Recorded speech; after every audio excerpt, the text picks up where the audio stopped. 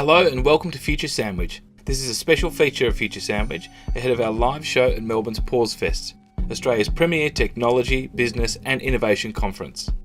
It's held in Fed Square from February 7, 8 and 9 and will play host to some of the world's best thinkers, businesses and products. There's a huge startup expo, some workshops and talks over 3 days from some legends in the field of tech, business and creative. Guy Kawasaki, the original evangelist from Apple in the Steve Jobs era, will be there. He'll be sharing his decades of experience on day one in his talk 10 Things Entrepreneurs Stuff Up.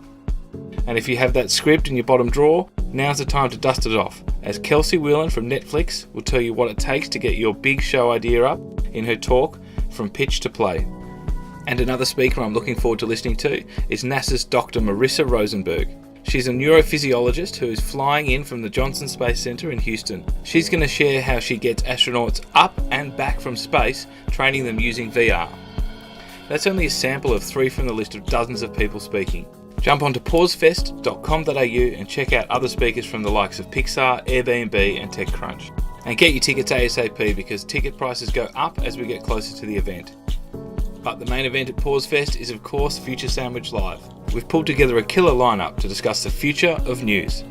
The panel will include Michael Short, Chief Editorial Writer for The Age, Sophie Black, Editor and Journalist from the ABC and the Wheeler Centre, and familiar Nick Hodges, founder of Blonde 3, a consultancy built on his experience as Innovation Director for News Corp and Foxtel. News, media and publishing have been in a constant state of change since the arrival of the internet. Whether it's who's making it, where we see it, who chooses what we see, or how we pay for it, nobody has mastered a model that works. For the next 20 minutes you can hear me chat with Nick Hodges over some iced coffees and look at how our news is constantly changing shape.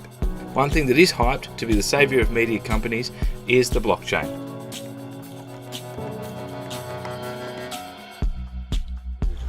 Blockchain. Now, Blockchains will solve everything. Essentially, so I've heard. What impact is it going to have on media? I mean, is it going to be the way that we all of a sudden can authenticate and make? Yeah, look,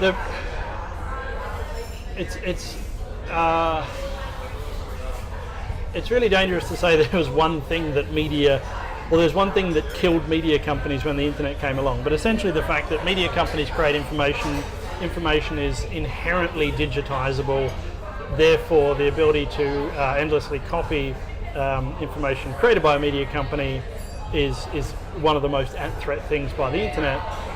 And it's simplistic to say that one thing has been a problem there, which is getting people to pay for content in a frictionless, easy way that has brought the downfall of media companies. But it's also not a massive stretch to say that's true.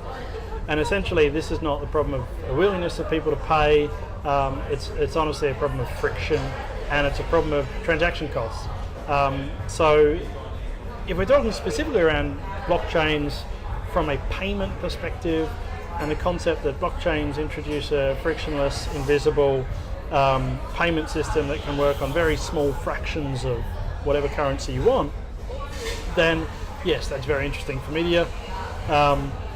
If we look at blockchains as a broader view of a database whereby we can create transactions or entries into that database for very low to zero transaction costs, then suddenly that gets a little bit more interesting. And if you think that a media company has always been this three-way relationship between the media creator, the media consumer, and the media customer in terms of an advertiser, we haven't had a good, or the internet hasn't done a good job of removing the friction between all three of those participants. So we have removed a lot of friction between the advertiser and the media company in terms of programmatic advertising, and that can happen as much as the majority of what happens in programmatic advertising is very shady and criminal. There's a lot of friction that's been removed, and millions of these decisions get made every minute, and lots of money flows between the media company and the advertiser. What hasn't happened is the same level of seamless sort of movement of information, data, value between the consumer of the media and either the media company or the advertiser. Blockchains could really open up some interesting areas in that perspective and have more of a even playing field of those sort of three layers operating. I am, and especially, probably, for the past 12 months, I've had a lot of media companies coming to me and saying, blockchain's going to solve all our problems. I mean, the reality is that there's not going to be, we're 5 years out from anything reasonably at scale that could actually impact the bottom line of a media company reasonably. We're 10 years out. So in actual fact, the media companies that are going to benefit from blockchain, if in fact they do, which is probably still only a 70-80% chance that that'll happen, those media companies that are going to ride that wave probably don't exist yet. So you go to read an article, or watch a video, or listen to a song, or whatever, and the cost of that piece of content can be set by the creator of that piece of content, and that creator can be you as a dude at a cafe recording a podcast, or it could be Disney creating a Star Wars movie, and they set a cost, and you go to view it, and you might say, hey, I'm happy to just pay for all my content, I never want to see an ad at all. And so you go to view it, and underneath, on a client level, that transaction happens. You go to either listen to a podcast and you pay 20 cents for it, or you go to watch a Star Wars film and you pay $5 for it. It just happens in the background. At the same time, you might say, I don't want to pay for all my content, I'm happy to see some ads. And so in that case, you might go to watch the Star Wars film, and Star Wars, Disney want to charge you $5 to watch that film, and you only want to pay $3, so you need $2 worth of advertising. So then your client, whether it's a web browser or an app or whatever, might go to some sort of advertising marketplace and say, hey, I'm Tommy, I need some advertising, and you'll receive that advertising, and then the payment goes straight to Disney for that $2, and they've just made their $5. They don't care how they make it, they just make it. So it requires a lot of work on the protocol level in terms of how that all operates behind the scenes. It requires a lot of work on the client level. Currently, web browsers aren't enabled for that. Ironically, a long time ago, there was a proposal for a spec for a payment layer within HTTP. It never went anywhere. But if you think that all we have to do is work out that protocol level and that and the client level, and do that within this world of walled gardens, it's probably not that hard. How much experimentation is happening from the big publishers? Not enough. Not enough. No. And I mean, look, even now you've got, the new media is not the savior of the old media, and the new media isn't even the savior of itself. You've got BuzzFeed, not making money. I saw a thing this morning, Nautilus, which is a niche publication, but a very good publication. Nautilus is basically bankrupt. So even these new guys are losing money, and it's very hard to experiment when the ship is sinking. You say that the walled gardens have won? Yes. What sort of certainty was that? 100%. Yeah, I was going to say. So what is it? The thing with making predictions is whatever you do, don't make them about the future. So how does that change the shape of news? Like, what is that? What is the forecast for? Yeah, look, we honestly don't know. So the last 20 years has been fascinating, and it reasonably has been 20 years of the internet. I remember being on the internet in 1997, and really between 1997 and sort of 2000, 2001 was a really marked change. It was the shift from Usenet news groups and things like that to the web, and at that point we had the royal we had a view on how that might change media, a view on how that might change news, a view on how that might change how people interact, and pretty much all that was fundamentally wrong. It was really hard to imagine what was going to happen. So there are certain things that are inevitable when you have this sort of global scale open network, and so it was obvious that everyone would have access to news. It wasn't obvious what shape that would take. It was obvious that we would all be able to communicate with each other. It wasn't obvious that that would look like Facebook. And so I think where we are now with the walled gardens is moving from 20 years of an open internet, moving into what's probably going to be a phase of 20 years of walled gardens is now, well, how does that really roll out? So does Facebook actually create a media company? Do we see a new era and a new phase of benevolent media owners? Jeff Bezos is really the first real example of that. Pierre Omidyar a little bit from eBay as well, and then Jimmy Wales at the moment with Wiki Tribune is sort of doing a similar thing. So we've got three people there that are at least poking around at what the future of media looks like in quite different ways. But I think we're still in the early days of understanding how media works within a walled garden. Except I think it will be fundamentally different to what we've got so far, and I think a lot of the existing media brands won't survive that shift. Twitter is becoming an absolute cesspool. Like it's just a horrible place to hang out. I hear that's true. Yes. I've been off Twitter for the last 4 months. So Wow. yeah. Yeah. It's a, 2 more weeks, and then I can go back on Twitter. Should I not? Let's hypothetically just give you the keys to. Let's start with Twitter first. It feels like I don't know whether it's Trump. I don't know whether it's just like the type of people that are on it. But how do you reckon you would go about actually changing that, or do you think it should stay the way it is? Well, there's a lot of things wrong with Twitter and Facebook. Twitter has a massive troll problem. Twitter and Facebook both have this sort of fake news, in air quotes, problem. So there's a lot of problems to be solved. Specifically around, well, not specifically around Twitter, around both Twitter and Facebook. The fundamental problem that I see with how people are trying to go about solving the problems on those platforms, and the very large problems on those platforms, is that they're trying to solve it with technology. So we engineered ourselves into this problem so we can engineer our way out, and I think that's fundamentally wrong. I think, specifically in fake news, we just constantly keep seeing Facebook and Google to a degree sort of going, oh, we're going to solve this, we've invested in this, we're going to make this, we've got AI that's doing this. And then 2 weeks later it's like, well, actually, it turns out that didn't quite work, or immediately people work out how to game the next system. So solving these problems with technology is just fundamentally not going to happen.